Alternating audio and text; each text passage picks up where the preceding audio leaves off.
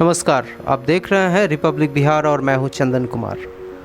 आज हम एक ऐसी शख्सियत को लेकर आपके बीच हैं जिनका नाम है कौशल पाठक। और आई विधानसभा क्षेत्र से एक बहुत ही प्यारे, बहुत ही भावी उम्मीदवार के रूप में लोगों ने इन्हें सराहा है, लोगों ने इन्हें चुना है कि और आई विधानसभा क्षेत्र की जो विडंबना है, जो परिस्थिति है, हालांकि मैं इनका परिचय अगर दूं तो बहुत ही कम होगा। अखिल बिहारी मंच एक बहुत ही बड़ी संस्था जो एनजीओ के रूप में कार्यरत है, पूरे भारत में आज वो काम कर रही हैं। इनके ये संस्थापक सह राष्ट्रीय अध्यक्ष हैं। इस संस्था के द्वारा लगातार मिथिलांचल के लोगों को, बिहार के लोगों को अपनी संस्कृति के लिए, इनकी रक्षा के लिए हमेशा तत्पर तैयार रहते हैं। आगे हम सबसे पहले इनका स्वागत करते हैं, उसका खास बातचीत करेंगे। कौशल पाठक जी, आपका स्वागत है रिपब्लिक बिहार। सबको मेरा प्रणाम, नमस्कार, थैंक यू। आज हम बात करने आ रहे हैं इनसे, खासकर वो बात करेंगे जिनके लिए आज पूरी देश और दुनिया तबाह हुई है। राजनीति की विशेष चर्चा होगी एक ऐसे विधानसभा क्षेत्र की जिसके द्वारा, जिन नेताओं के द्वारा आज तक ये विधानसभा क्षेत्र लगातार 60 वर्षों से ठगा जा रहा है। एक ऐसा चेहरा जो लगातार 42 वर्षों से करीब बीजेपी के लिए काम कर रहे हैं। नागपुर और मुंबई में इनकी अच्छी पकड़ बीजेपी में, हालांकि बिहार में अब ये चुनाव लड़ने की तैयारी कर रहे हैं। किसी परिचय के मोहताज नहीं, लोगों ने इन्हें बहुत ही सराहा है और बहुत ही प्यार दिया है।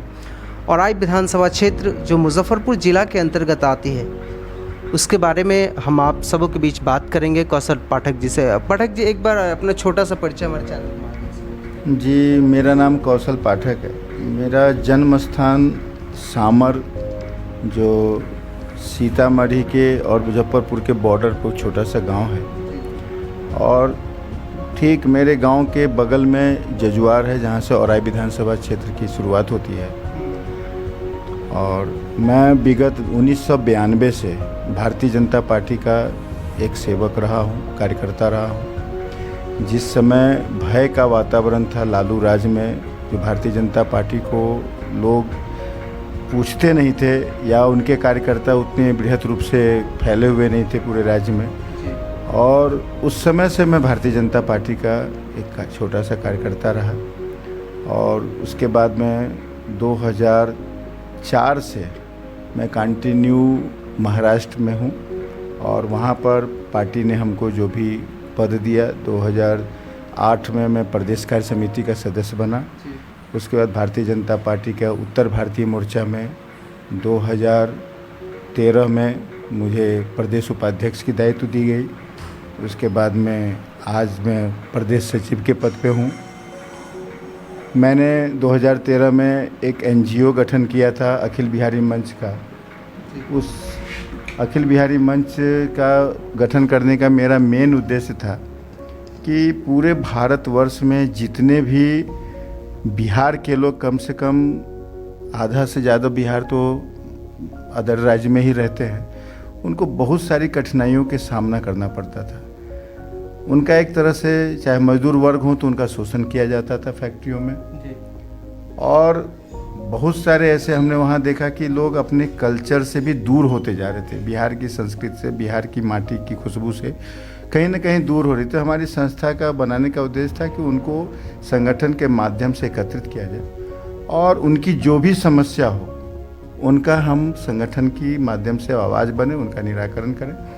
दूसरी बात है, जो मजदूरों का शोषण होता हो उनको उनके फैक्ट्रियों में जाकर उन पर ये कहें कि आप हमारे बिहार के भाइयों के साथ शोषण है, उनकी जो अधिकार है उनको मिले।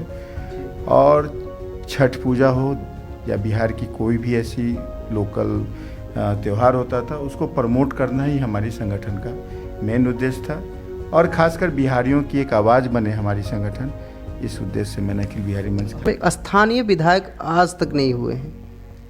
हालांकि एक बार गणेश राय का आप नाम ले रहे थे, लेकिन उनके बाद अभी तक स्थानीय विधायक नहीं हुए हैं। लोगों की चाहत होती है कि कोई खड़ा हो स्थानीय विधायक के रूप में। आपको लोग ने चुना है, लोगों ने, वहाँ की जनता ने। तो अब आपका क्या निर्णय है कि आप आ रहे हैं और विधानसभा क्षेत्र में किसी भी पार्टी से, या सिर्फ बीजेपी पार्टी के लिए अगर आप काम करते तो उसी पार्टी से आएंगे? देखिए, मैं भारतीय जनता पार्टी का बार बार आपको कहूं कि मैं एक मतलब जो है समर्पित कार्यकर्ता हूं। मैं आदरणीय प्रधानमंत्री नरेंद्र भाई मोदी जी का, उनके दिशा किए हुए कार्यों का, अटल बिहारी वाजपेयी जी के किए हुए कार्यों से इतना प्रभावित हूं। मैं नागपुर में रहता हूं और हमारे पूर्व राष्ट्रीय अध्यक्ष माननीय श्री नितिन गडकरी जी, सड़क परिवहन मंत्री, मैं आपको बता दूं कि आज अगर बिहार में अगर नितिन गडकरी जैसा एक भी नेता होता तो बिहार के किसी भी युवाओं को दिल्ली, मुंबई, कलकत्ता, मद्रास जाने की जरूरत नहीं पड़ती। यहाँ के नेताओं में विजन नहीं है, काम कैसे किया जाए, सिर्फ अपनी कुर्सी बचाने। कोई भी, मैं कहता हूँ नेता, आप जाके देखिए, योगी आदित्यनाथ जी नेता है, प्रधानमंत्री नरेंद्र मोदी जी को नेता बोला जाता है, अमित शाह जी को नेता बोला जाता है, शिवराज सिंह चौहान नेता है, नितिन गडकरी जी नेता है। बिहार में बताइए ना, कोई भी ऐसा नेता हो सिर्फ अपनी कुर्सी बचाने के लिए काम करता, कोई भी पार्टी का, मैं पार्टी का नाम नहीं लेना चाहूँगा, लेकिन हमारे यहाँ भी अच्छे अच्छे नेता हो सकते हैं। हमारे यहाँ के जनप्रतिनिधि को अगर हम अच्छी तरह से उनको अगर चुनते हैं, अच्छे व्यक्ति को चुनते हैं, तो उनमें एक नया विजन जो ला सके, रोजगार मुहैया करा सके, जो क्षेत्र का डेवलप कर सके। लेकिन विडंबना ये है कि अपने यहाँ पैसे पर वोट बिकता है। आपका विजन क्या होगा अगर आप आते हैं चुनाव में? मेरा एक ही विजन है, मैं जमीन से जुड़ा हूँ, सच्चाई का सामना करने वाला व्यक्ति हूँ। हक की लड़ाई और जनता की लड़ाई के लिए, मैं डेवलपमेंट की बात कर रहा हूँ जी, मैं वही कह रहा हूँ। अगर जनता मुझे चुनती है, जनता मुझे मौका देती है, पार्टी मुझे मौका देती है, तो सबसे पहले वहाँ के नागरिक जितने हैं, जितने मेरे माँ बहन भाई बहन हैं, और विधानसभा क्षेत्र में जितनी मेरी माँ बहन भाई बहन हैं, युवाओं के लिए रोजगार कैसे मुहैया हो। माननीय नितिन गडकरी जी से मेरा अच्छे संबंध है, MSME के वो मिनिस्टर भी हैं, उसके बाद में सड़क परिवहन मंत्री हैं। मैं वहाँ कोशिश करूँगा युवाओं को रोजगार सबसे पहले मुहैया करवाऊँ अपने क्षेत्र में। वैसे क्षेत्र तो किसी का निर्धारित नहीं है, भगवान मौका दे तो मैं बहुत सारे चीज़ कर सकूँ, लेकिन औराई विधानसभा क्षेत्र में मैं युवाओं को मैं रोजगार देने की 100% गारंटी लेता हूँ कि मैं जो किए हुए 100% में से 99% मैं उस वादे पे खरा उतरूँगा। दूसरा मेरा विजन है कि इस अस्पताल 100% सुधार करवाऊँगा। माननीय अश्विनी चौबे जी जो हेल्थ मिनिस्टर हैं केंद्रीय सरकार में, उनसे मेरे बहुत ही अच्छे संबंध हैं। मैं उनके पास में जाकर उसकी हॉस्पिटल की जितनी अच्छी हो सके, कम से कम 100 बेड की हॉस्पिटल और विधानसभा में ज़रूर मैं दिलवाऊंगा। दूसरा, स्वास्थ्य हो गया, रोजगार हो गया, नेशनलाइज बैंक वहाँ पे, और छोटे उप जो थाना होता है, क्योंकि अभी तक सिर्फ 2 थाना, औराई थाना और कटरा थाना, दोनों ब्लॉक में। मैं कोशिश करूँगा कि एक जजुआर में थाना हो और कोई बीच में जिस जगह पर थाने के, तो उप थाना में वहाँ पर एक रहो, जिससे कि क्राइम, लोग सुरक्षित रहें, कंट्रोल हो सके, और बैंक की सुविधा लोगों को मिल सके, क्योंकि आज का नेटवर्किंग का ज़माना है, और इंटरनेट बैंकिंग सुविधा, ATM सुविधा, जो आज हम कंधे, जो देश जिस रफ्तार से बढ़ रहा है, तो हमारा क्षेत्र भी उस रफ्तार से बढ़े। जहाँ पर पुल नहीं है वहाँ पुल का निर्माण हो, सड़क नहीं है सड़क का निर्माण हो। ये सब काम मैं आपके सामने मैं कह रहा हूँ, चाहे मुझे विधायक रहूँ या ना रहूँ, टिकट मिले ना मिले, वहाँ की क्षेत्र की आवाज़ मैं हमेशा बन के रहूँ। और ये कौशल पाठक जी थे, आपने बहुत सारी बात सुनी, इनका एजेंडा भी सुना कि अगर मैं विधायक की चुनाव लड़ता हूँ और विधानसभा क्षेत्र से, तो ये काम तो होगा ही। अगर मैं ना लड़ूँ, पार्टी मुझे टिकट ना भी दे, तो पर भी मैं समाज के प्रति समर्पित हूँ और औराई विधानसभा क्षेत्र के लिए काम निरंतर करता रहूँगा। बहुत सारी बातें इनके द्वारा सुनी गई। हालांकि 60 साल से औराई विधानसभा क्षेत्र ठगा जा रहा है और बीजेपी पार्टी के बहुत ही पुराने ये कार्यकर्ता हैं और बहुत ही अरसे से ये इनका है लोगों के साथ चाहत कि मैं औराई विधानसभा क्षेत्र में आऊँ। इनकी चाहत की अगर खैर बात ना करें तो लोगों की अगर चाहत है, हालांकि 2.5 लाख से ऊपर लोग इनको चाहते हैं, ट्वीट करते हैं, इनको फेसबुक पे पोस्ट करते हैं, सोशल मीडिया पे कमेंट करते हैं कि आप औराई विधानसभा क्षेत्र के लड़िए। कैमरामैन निशान ठाकुर के साथ मैं चंदन कुमार, मुजफ्फरपुर। करता हूँ आपसे कि मान लीजिए लोग विरोध कर रहे हैं कि बीजेपी पार्टी को हम वोट देंगे। हालांकि जो औराई विधानसभा क्षेत्र है, बीजेपी का बड़ा ही लहर है इस क्षेत्र में, तो वहाँ पे लोग विरोध कर रहे हैं कि मतलब राम सूरत राय को नहीं चाह रहे हैं। मतलब एक पर्सनली मैं आदमी की अगर बात करूं तो राम सूरत राय बीजेपी के कैंडिडेट हैं। इससे पहले वो विधायक थे पिछले पंचवर्षीय में, लेकिन उनको लोग नहीं चाह रहे हैं। ये क्या मामला है? और आपको बीजेपी से टिकट लेने के लिए मतलब प्रेषित कर रहे हैं कि आप बीजेपी से टिकट लेके आइए।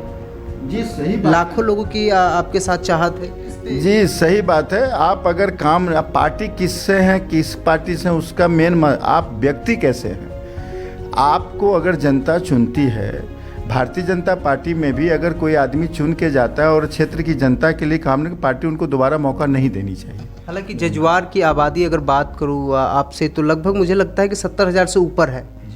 उससे अधिक हो सकती है, कम नहीं हो सकती है। तो एक विधायक बनाने की कैपेसिटी तो सिर्फ जजुआर के लोगों में है। और वहाँ मुझे लगता है कि सभी वर्ण के लोग, ब्राह्मण, भूमिहार हो, नूनिया हो या फिर राम हो, यादव हो, सब वर्ण के लोग रहते हैं। हालांकि औराई विधानसभा क्षेत्र में हर प्रकार के लोग हैं, सभी वर्णों के लोग हैं। और मुझे लगता है कि सभी वर्णों में आपकी चाहत अधिक है। जी वो तो उन लोगों का स्नेह है। कारण चाहत इसलिए है कि मुझसे उनकी जो उम्मीदें जगी है, मैंने उन सभी को कहा है कि अगर मुझे एक बार अगर वो मौका देते हैं, वहाँ एक समस्या नहीं है। इतनी बड़ी आबादी वाली गांव में, जजुआर में, एक नेशनलाइज बैंक नहीं है। कहीं भी कोई ढंग का ना बैंक है। एक ना आपका जो सहकारी बैंक करके है, जो वैशाली सहकारी बैंक करके, ग्रामीण बैंक, उसमें भी पदाधिकारी नहीं रहते। लोगों को समय पर पैसा नहीं मिलता है। एक भी एटीएम मशीन नहीं है जजुआर के अंदर में। हॉस्पिटल है, हॉस्पिटल खंडहर बन चुका है। लोग त्रस्त हैं। खुदा ने खास्ता रात बिरात किसी को भी इमरजेंसी आ जाए तो सही समय पर वहाँ पर इलाज जो तुरंत मुहैया होनी चाहिए नहीं मिल पाती है। मुजफ्फरपुर जाते जाते सड़क की दुर्दशा, वहाँ की जो अभी बाढ़ की स्थिति में ऐसी दयनीय स्थिति है कि भगवान राम भरोसे वहाँ पे। इस सब का गुनाहगार मैं बार बार, मैं लाइव के माध्यम से, फेसबुक के माध्यम से मैं लोगों को ये बताया कि इस सब का अगर गुनाहगार कोई है तो इससे पहले चाहे वो आज के जो वहाँ पर विधायक प्रेजेंट हों या वर्तमान या भूतपूर्व, सब लोग, जी सभी लोग दोषी हैं। सभी लोग दोषी हैं। उन लोगों ने लोगों को छला है, एक पैसे का काम नहीं किया। लोग, मैं आपको बताना चाहूँगा, राम सूरत राय जी के लिए भी पूरे लोगों का हमने सुना था। हमारे पार्टी के वरिष्ठ नेता हैं, जिलाध्यक्ष रह चुके हैं। लेकिन मैं, अगर वो काम नहीं करते, जनता उनसे नाखुश है। बिजली भारत सरकार की देन है। हमारे जब पीयूष गोयल जी बिजली मिनिस्टर वहाँ